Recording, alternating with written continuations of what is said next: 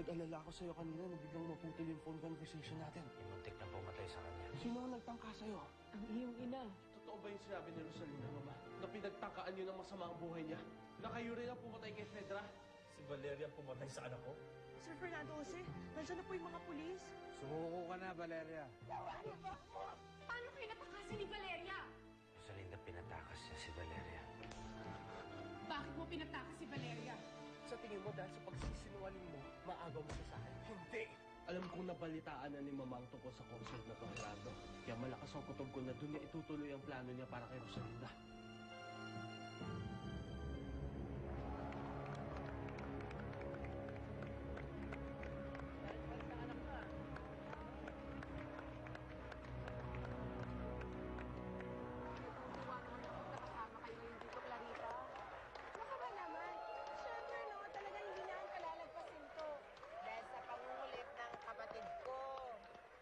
Hindi, gusto ko talaga mapanood si Rosalinda. Ikaw naman natin. Si Rosalinda nga ba ang gusto mong mapanood? O iba? Ate naman, ano ko ba? Napaya mo naman ako eh. Sige na, sige na.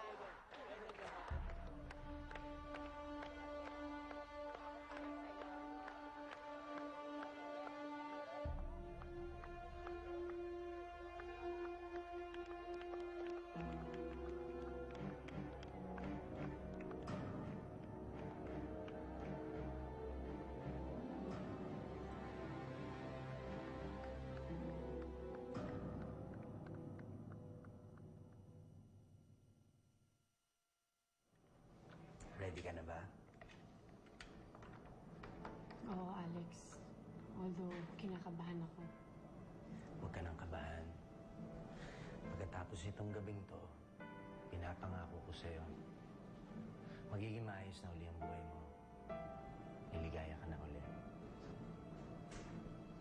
Miss Rosalinda, ready na po tayo.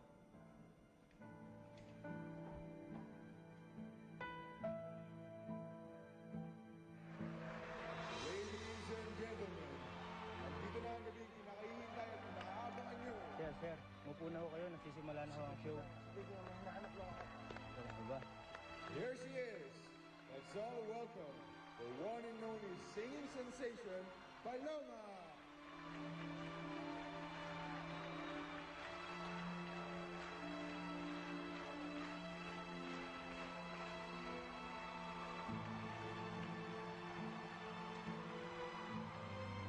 Maraming salamat sa inyong lahat at nakarating ko kayo.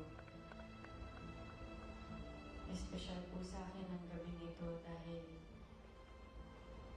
ito po ang simula ng bago kong buhay. Isang bagong buhay na handa nang lumimot sa masasakit na nakaraan niya at sa isang pag-ibig na minsan ay nagpasaya sa akin pero naging dahilan din ng marami kong kalungkutan. Isang bagong buhay na handa nang lumimot sa isang lalaking dati karugtong lang ng aking hininga. Isang lalaking naging inspirasyon ko. Pero wala na siya. Alam kong hindi na matutugtungan ang nakaraan namin. Kaya susubukan kong mabuhay ulit nang wala na siya. Ang awit na to ay pamamaalam sa kanya. Hindi, Rosalinda. Huwag kang magpaalam sa akin. Hindi pa tapos ang lahat. Hindi ako papayag na mawala ka sa akin.